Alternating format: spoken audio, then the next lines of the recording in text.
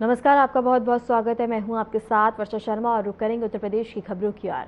मुख्यमंत्री योगी आदित्यनाथ से ऊंचाहार विधानसभा क्षेत्र की माननीय विधायक मनोज पांडे की उपस्थिति में दिवंगत हरिओम वाल्मीकि जी की पत्नी संगीता वाल्मीकि ने शिष्टाचार भेंट की।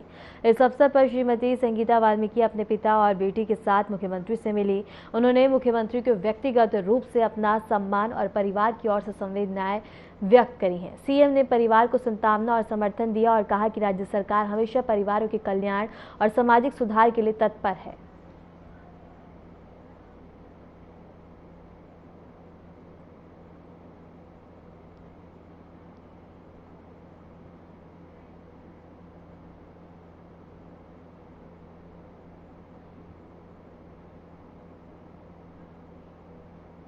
150 यूनिट मार्च के संबंध में लखनऊ में पत्रकार वार्ता आयोजित की गई। इस मौके पर उत्तर प्रदेश के मुख्यमंत्री योगी आदित्यनाथ ने मीडिया को संबोधित किया।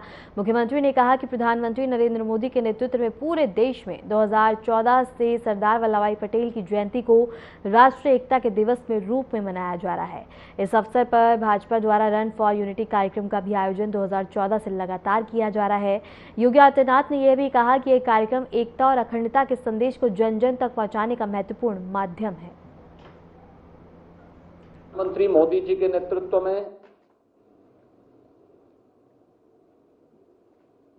पूरा देश 2014 से लौह पुरुष सरदार वल्लभ भाई पटेल जी की पावन जयंती को राष्ट्रीय एकता दिवस के रूप में आयोजित करता है। इस अवसर पर रन फॉर यूनिटी का कार्यक्रम भारतीय जनता पार्टी 2014 से ही आयोजित कर रही है। Statue of unity Sardar Sarovar Gujarat के पास दुनिया की सबसे बड़ी प्रतिमा प्रधानमंत्री मोदी जी के मार्गदर्शन और नेतृत्व में गुजरात में भी स्थापित हुई है। हम उत्तर प्रदेश के अंदर होने वाले जो विभिन्न प्रकार के कार्यक्रम हैं, इन कार्यक्रमों को आगे बढ़ाने की दिशा से उसका शुभारंभ भी करने जा रहे हैं, जिसमें सरदार @150 यूनिटी मार्च यह अभियान 31 अक्टूबर से 6 दिसंबर के बीच में एक बड़ा अभियान होगा, जो देश भर के हर जनपद के 5 युवा इस अभियान का हिस्सा बनेंगे और ये सरदार साहिब के जन्मभूमि से लेकर के केवड़िया तक की 150 किलोमीटर की इस यात्रा को ये सभी युवा जन जागरण अभियान के विभिन्न प्रकार के कार्यक्रमों के साथ जुड़ते हुए आगे बढ़ाने का काम करेंगे। 31 अक्टूबर को रन फॉर यूनिटी का कार्यक्रम हर जनपद में आयोजित होगा।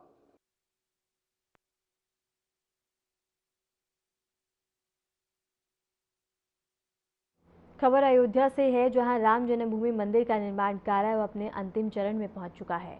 मंदिर निर्माण की प्रगति तेजी से जारी है। इस वर्ष नवंबर में प्रधानमंत्री नरेंद्र मोदी मंदिर के शिखर पर भगवा ध्वज फहराएंगे और यह ऐतिहासिक क्षण मंदिर निर्माण के महत्वपूर्ण पड़ाव का प्रतीक होगा। श्रद्धालु और देशवासियों में इस आयोजन को लेकर काफी ज्यादा उत्साह का माहौल देखने को मिल रहा है।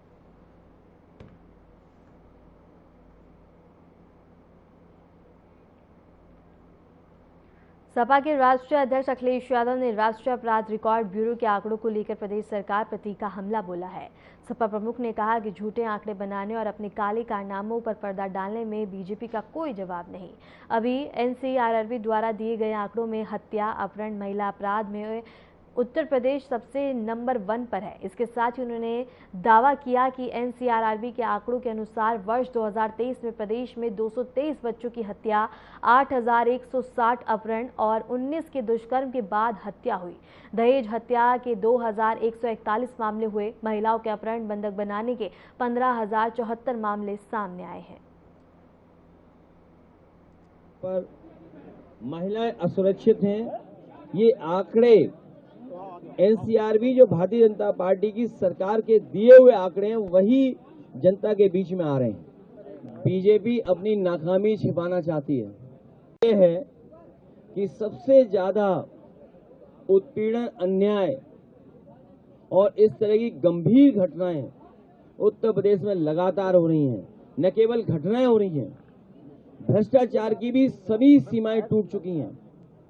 हर विभाग में भ्रष्टाचार बड़े पैमाने पर है और जिन विभागों को उत्तर प्रदेश की जनता को सुविधा और उनकी मदद करनी चाहिए, लगातार 9 साल की सरकार में इनके हर विभाग में लूट मची हुई है। न स्वास्थ्य बेहतर चल रहा है, न शिक्षा के क्षेत्र में कोई बदलाव दिखाई दे रहा है। इसीलिए कल भी हम लोगों ने कहा कि जेपी लोकनायक जयप्रकाश जी ने जो आह्वान किया था संपूर्ण क्रांति का, वो इसीलिए किया था क्योंकि बड़े पैमाने पर बेकारी बढ़ी थी, भ्रष्टाचार बढ़ा था और प्रशासनिक जो लाभ जनता को मिलना चाहिए, न्याय, वो नहीं मिल पा रहा था। और सप्त क्रांति डॉक्टर राम मनोहर लोहिया दी, इस सरकार में सबसे ज्यादा नाइंसाफी हो रही है, सबसे ज्यादा असमानता बढ़ी है, सबसे ज्यादा गैर बराबरी बढ़ी है। आज अमीर और गरीब को लेकर के जो चिंता है, वो बड़े पैमाने पर फासला बढ़ता जा रहा है, खाई बढ़ती चली जा रही है। समाजवादी पार्टी के अध्यक्ष अखिलेश यादव ने डॉक्टर राम मनोहर लोहिया की जयंती के अवसर पर लोहिया पार्क का दौरा किया और उन्हें श्रद्धांजलि अर्पित की। इस मौके पर अखिलेश यादव ने कहा कि आज हम सभी डॉक्टर राम मनोहर लोहिया को नमन करते हैं, जिन्होंने स्वतंत्रता संग्राम के दौरान और स्वतंत्रता प्राप्ति के बाद गरीबों, पिछड़ों, दलितों और वंचितों को आर्थिक और सामाजिक सम्मान दिलाने के लिए काम किया। उन्होंने अपने जीवन को अन्याय और शोषण की लड़ाई के लिए समर्पित कर दिया।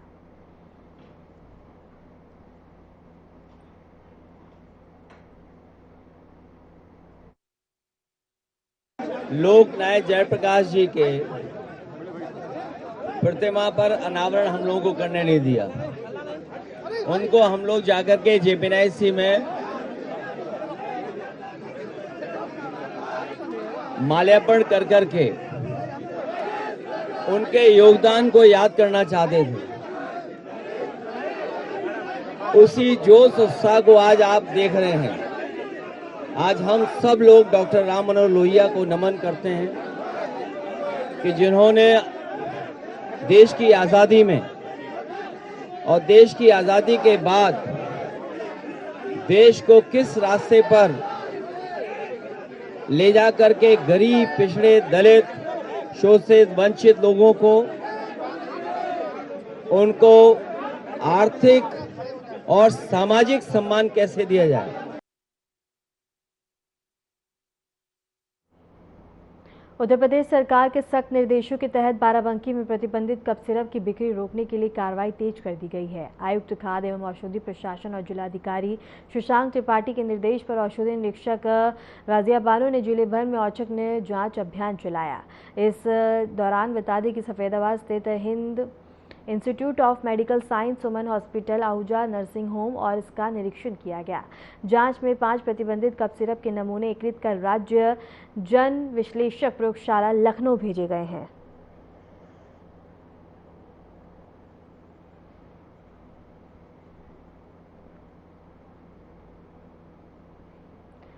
और इसके साथ ही बाराबंकी से ये खबर हम आपको बता रहे हैं, जहां 5 नमूनों को प्रयोगशाला भेजा गया है, जहां उनकी जांच की जाएगी और इसके साथ ही सख्ती से चेतावनी दी गई है। और बता दें कि बिना पर्ची की बिक्री पर रोक लगा दी गई है और निरीक्षण किया गया है, जहां बता दें कि 5 नमूने लेकर उनको एकत्रित करके उनको प्रयोगशाला भेजा गया है, जहाँ उनकी जाँच की जाएगी।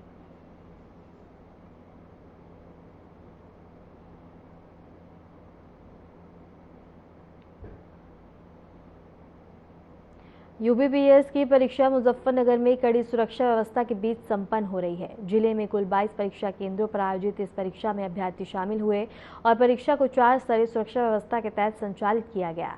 प्रत्येक केंद्र पर सीसीटीवी कैमरे लगाए गए हैं। साथ ही जोनल मजिस्ट्रेट और वरिष्ठ अधिकारी द्वारा नियमित रूप से निरीक्षण किया जा रहा है। परीक्षा केंद्रों पर किसी भी प्रकार की अनियमितता रोकने के लिए पुलिस बल तैनात है और अभ्यर्थियों को प्रवेश से पहले कड़ी जाँच प्रक्रिया से गुजरना पड़ रहा है।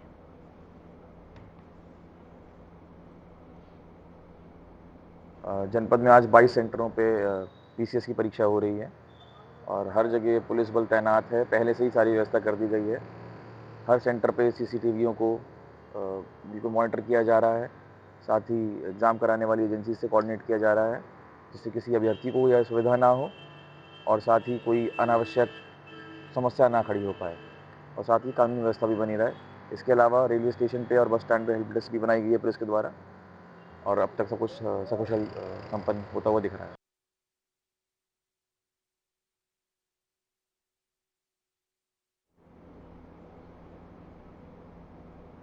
खबर आगरा से है, जहां बता दें कि एसीपी सदर के नेतृत्व में पुलिस ने अवैध पटाखा भंडार की सूचना पर कार्रवाई की है। पुलिस ने मकान से भारी मात्रा में अवैध पटाखे बरामद किया और उन्हें सीज कर आगे की कार्रवाई शुरू कर दी है। रिहायशी इलाकों में मानकों के विरुद्ध भंडार पर 3 दिन में अलग अलग जगह पर कार्रवाई जारी है। और आगरा से एक खबर हम आपको बता रहे हैं, जहां पुलिस की बड़ी कार्रवाई देखने को मिली है। अवैध पटाखों के लिए छापेमारी की गई, भारी मात्रा में पटाखे बरामद किए गए हैं और इसके साथ ही आगे भी यूं ही जांच पड़ताल तैयार और देखने को मिलेगी। और इसके साथ ही पुलिस ने बड़ी कार्रवाई करते हुए बता दें कि छापेमारी कर बड़ा खुलासा किया है, जहां भारी मात्रा में पटाखों को बरामद किया है।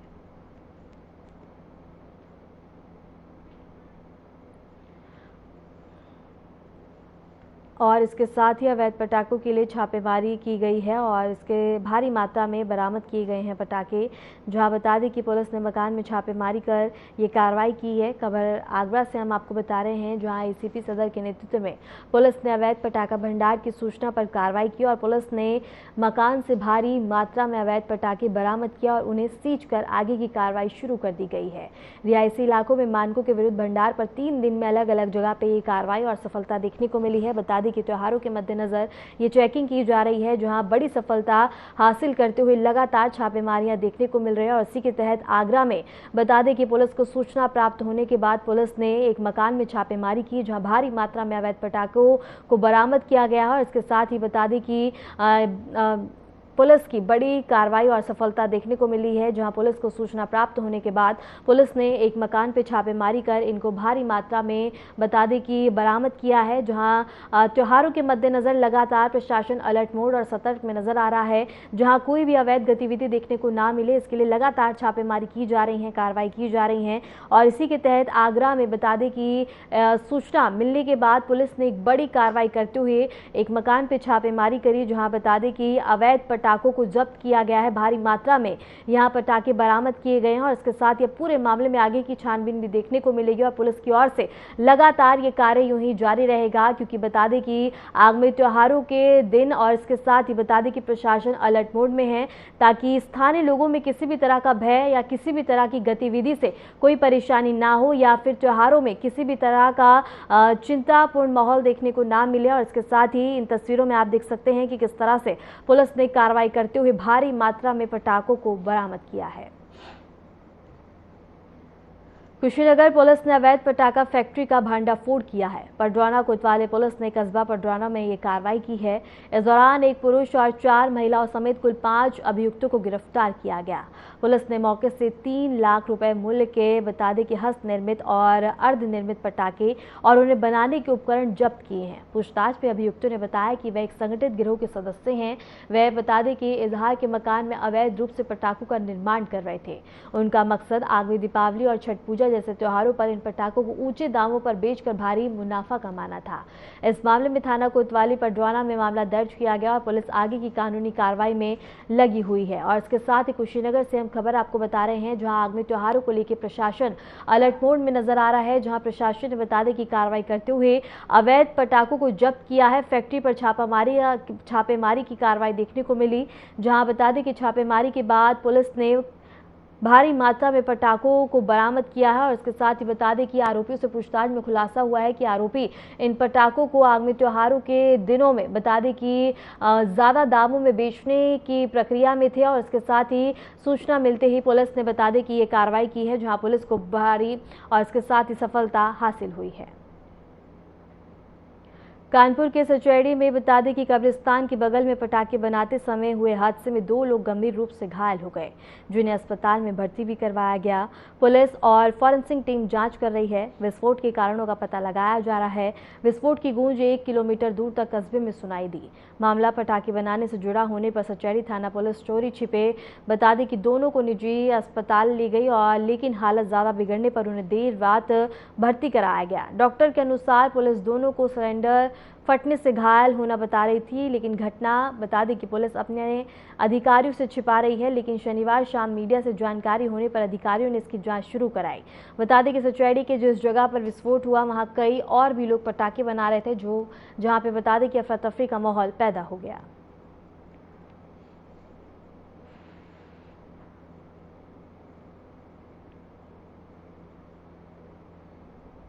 अलीगढ़ जनपद के थाना महुआ खेड़ा क्षेत्र स्थित धनीपुर गला मंडी में दो पक्षों के बीच आपसी विवाद ने हिंसक रूप ले लिया। झगड़ा इतना ज्यादा बढ़ गया कि बीच बचाव करने आए मंडी के महामंत्री विक्की गुप्ता पर हथियार से हमला कर दिया गया। हमलावरों ने उनके सिर पर जानलेवा वार किया। घटना की सूचना पर पहुंची पुलिस ने घायल विक्की गुप्ता को बता दी कि दीनदयाल अस्पताल में मेडिकल के लिए भिजवाया। वहीं झगड़ा करने वाले ही हमलावर बन गए और फिलहाल घटना के आरोपी और पुलिस गिरफ्त से बाहर है। फिलहाल पुलिस पूरे मामले की जांच पड़ताल में लगी हुई है।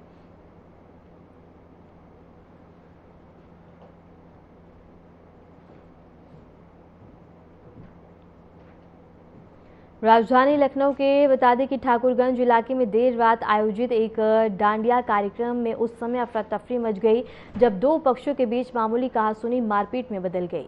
देखते ही देखते रंग बिरंगी बता दें कि जगह लात घूंसे चलने लगे और माहौल उत्सव में तनाव बढ़ गया। घटना ठाकुरगंज थाना क्षेत्र के देवलोक लॉन की है, जहां स्थानीय आयोजकों द्वारा नवरात्रि के उपलक्ष्य में डांडिया नाइट का आयोजन किया गया था।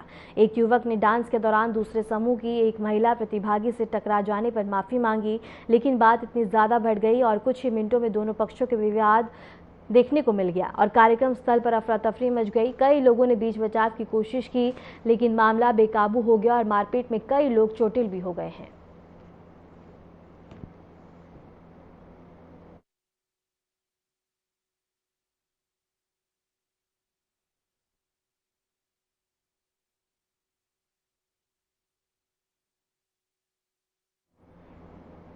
खबर बाराबंकी से है, जहां एसएमयू में बता दें कि 2K25 पार्टी का भव्य आयोजन हुआ, जिसमें केंद्र और राज्य सरकार के निर्देशानुसार युवाओं को मंच दिया गया। छात्रों ने नृत्य, संगीत और नाटक से कार्यक्रम को यादगार बनाया और इसके साथ ही विजेता और ग्रुप उप विजेता रहे बता दें कि अरुण और मिश्र क्रैशर हर्षिता चुने गए हैं। कार्यक्रम का नेतृत्व डॉक्टर वीना सिंह ने किया है।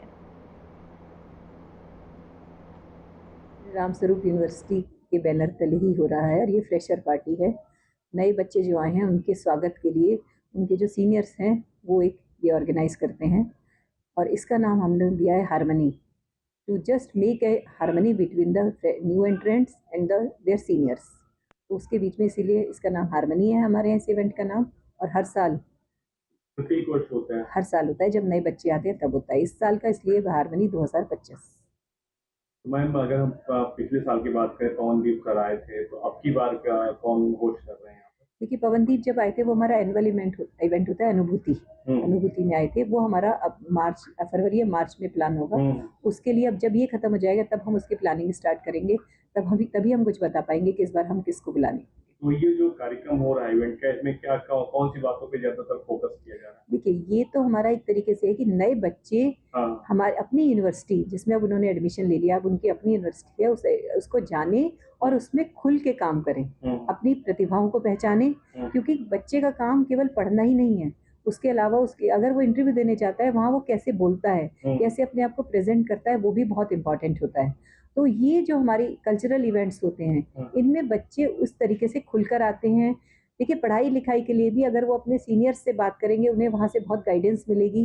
वो जब ही हो पाएगा जब उनके साथ वो घुलेंगे मिलेंगे और बात करेंगे। तो फ्रेशर पार्टी हमेशा ही एक तरीके से कहिए कि एक समन्वय और समागम प्रोग्राम है, जिसमें जूनियर्स और सीनियर्स एक दूसरे से मिलकर घुल मिल के काम करते हैं, इवेंट में काम करते हैं। सीनियर्स उन्हें गाइड करते हैं, फर्स्ट ईयर पार्टिसिपेट करता है। यहाँ पे स्टूडेंट्स न्यू जो स्टूडेंट्स होते हैं उनके लिए उन्हीं के सीनियर के द्वारा एक कल्चरल प्रोग्राम किया जा रहा है, जिसमें कि टीचिंग से लेके हर एक्टिविटी जो होती है, मतलब टेस्ट कंपटीशन टाइप का आपस में रखते हैं कई एक, और जूनियर्स को ही इन्वॉल्व करते हैं। क्या कहेंगे जो यहाँ पर जो मतलब कार्यक्रम के जो छात्र तमाम बड़ी संख्या में लोग आए उनको? तो यहाँ पे बच्चों में बहुत ही उत्साह है और उन्होंने हर राउंड में बहुत अच्छा फर्स्ट ईयर के बच्चों ने, क्योंकि इससे सीनियर बच्चों को एक लीडरशिप भी उनके अंदर क्वालिटी आती है कि आखिरकार एक ग्रुप से कैसे काम कराए, कैसे उन्हें ग्रुप में अपने साथ मिलाया जाए। सामंजस्य बैठाला जाए। तो इसके लिए ये बहुत शानदार प्रोग्राम है और ये हम करते चले आ रहे हैं। आने वाले टाइम में भी अच्छा करेंगे, हो सकता है और भी चीज़ें जोड़ें। आज जो है रोबोट जोड़ा है, आने वाले टाइम में AI और बहुत सी चीज़ें हैं। टेक्निकल राउंड्स में कुछ चीज़ें करेंगे, कल्चरल में भी करेंगे। हमारे यहाँ विकसित भारत के लिए अभी क्विज हो रहा था, तो बच्चों को हमने सब उसके लिए भी उसमें तैयारी हो जाती इन सब प्रोग्राम के थ्रू। देखिए, हर वर्ष की भांति जो नए बच्चे आते हैं उनके लिए फ्रेशर पार्टी आयोजित की जाती है। 2025 में भी वैसा ही किया गया, जिसमें नए बच्चों का स्वागत किया गया। नए बच्चे पार्टिसिपेट करते हैं अंडर द गाइडेंस ऑफ जो सीनियर्स हैं उनके, सेकेंड ईयर या थर्ड ईयर ऑनवर्ड्स। इससे उनकी जो प्रतिभाएं हैं वो निखारने का प्रयास किया जाता है, वो परफॉर्मेंस देते हैं और आगे चल के वो अलग अलग क्लब का पार्ट बनते हैं और कब एक अलग स्किल्स लेके जो है पढ़ाई के साथ यहाँ से निकलते हैं। मेरा नाम अनुराग पांडे है। जब पांडे जी कैसे मतलब आनंद ले रहे हैं? बहुत आनंद ले रहे हैं। अभी हमारा ग्रुप का परफॉर्मेंस भी था, बहुत बढ़िया लगा, बहुत सब कुछ अच्छा चल। पहले अनुभूति का कार्यक्रम था, वो कैसा लगा? वो भी बहुत अच्छा था। अनुभूति हमारी फरवरी में थी, वो भी बहुत अच्छी अनुभूति हुई थी। अनुभूति में 2 सिंगर्स आए थे जिनका मैं नाम भूल गया। बहुत अच्छा लग रहा है। क्या नाम आपका? अर्पिता। कार्यक्रम को लेके क्या कहेंगे? अच्छे से हो रहा है, सब बढ़िया हो रहा है। लॉट बहुत मजा आ रही है। वी एंजॉयिंग अ लॉट, बहुत मजा आ रही है। जैसे पिछले साल अनुभूति में जो है पवनदीप सर आए थे, उस दौरान भी थे आप? जी, आपकी का प्रोग्राम और जो ये होता है और पहले वाला कैसा लगता है? अब की तो अच्छा हो रहा है, काफी अच्छा हो रहा है पहले से।